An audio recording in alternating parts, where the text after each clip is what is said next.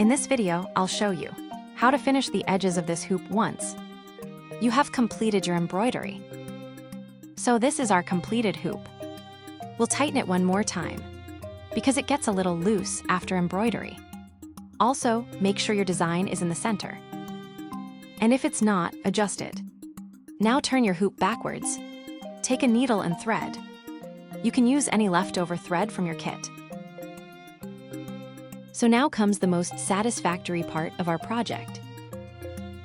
I really love this process. Watch this carefully. You'll enjoy doing it too. So take your thread and needle and start doing a running stitch over the edges of the extra cloth that we have left. We'll start from the inside of the cloth like this. Now start doing a running stitch. Take 2 to 3 running stitches together. Watch the video, you'll understand how to do it.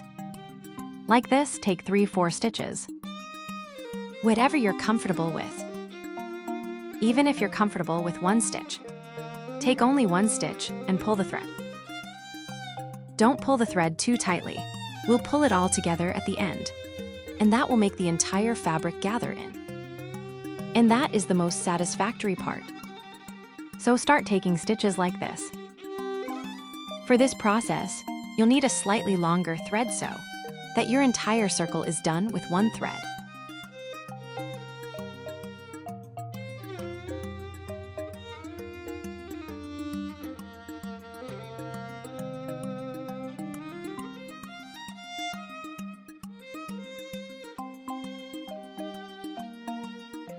Once the whole circle is stitched with running stitch, we'll now pull the needle, and all the extra fabric will come in together.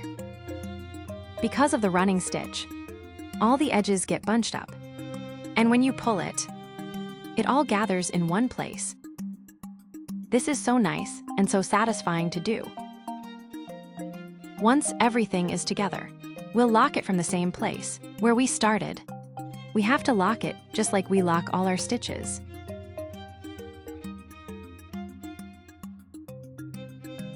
And now we have a hoop ready to be hung on the wall.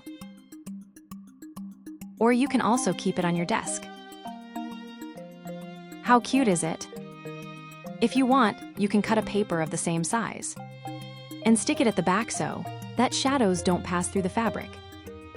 Cut a paper the size of the inner ring and place it over the cloth, and then shadows won't pass through. Happy embroidery!